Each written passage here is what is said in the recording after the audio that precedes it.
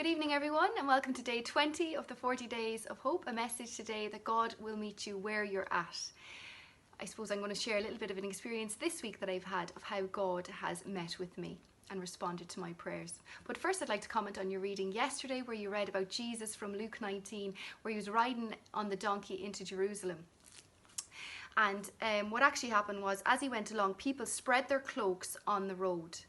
When he came near the place where the road goes down the Mount of Olives, the whole crowd of disciples began joyfully to praise God in loud voices for all the miracles they had seen.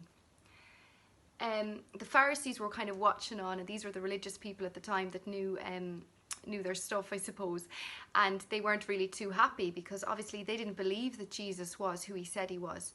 At the time, people believed that the Messiah, the person that was predicted from the Old Testament, that was going to come and obviously free them from their sins, and they thought that it was going to be a really he was going to be a really strong military leader. They were under that impression.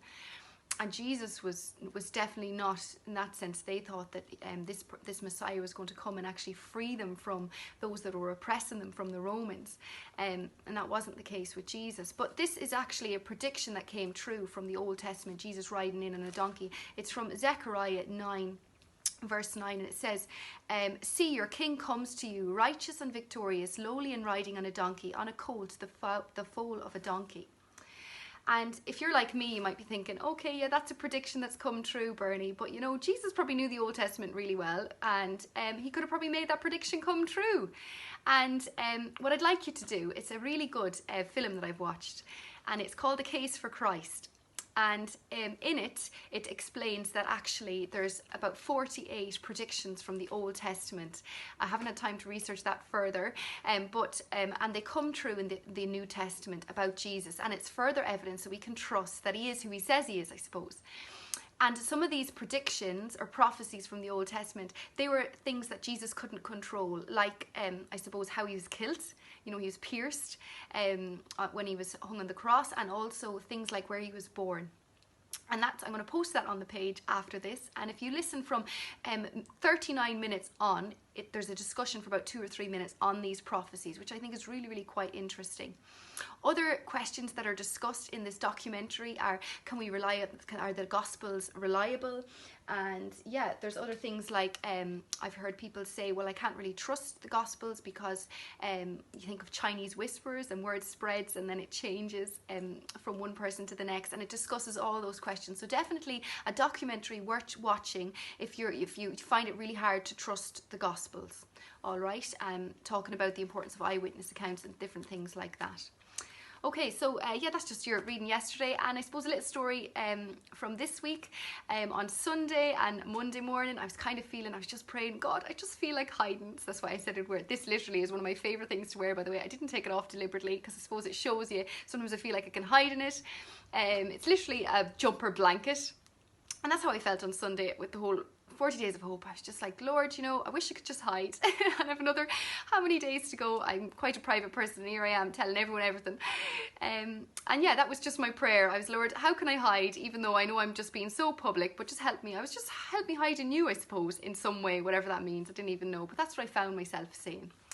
And anyways, my friend actually sent me a voicemail on Sunday night, and I was actually asleep at the time, and I didn't get listening to it until Monday, on my way into work.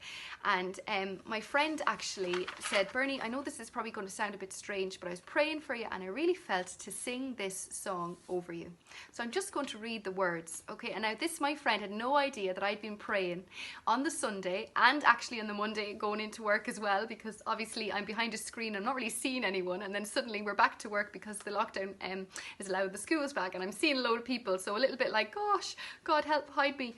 And she sang this over me. I'm not going to sing it because I can't sing like her. And it's, hide me now under your wings, cover me within your mighty hands, and the oceans rise and the thunders roar. I will soar with you above the storms. Father, you are king over the flood. I will be still and know you are God.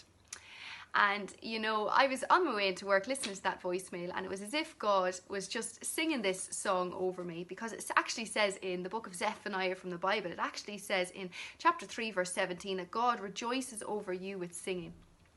And another thing that my friend did not know, and my friend has never sent me a voicemail with a song ever, and she was a bit like, oh, I don't know, this is a bit, sorry, like I just feel I really need to do this. And she didn't know that I actually sing to my daughter Clara every night. And most nights that I can remember, this is the song I sing, the exact song. And she had no idea of that. And the significance of her singing that to me this week was that I actually felt how I was thinking, how do I feel when I sing that to my daughter? You know, and the love as a parent that I have for my child in that moment where I'm just soothing her to sleep and she loves it. She asks me to sing every night and it just calms her and it just relaxes her.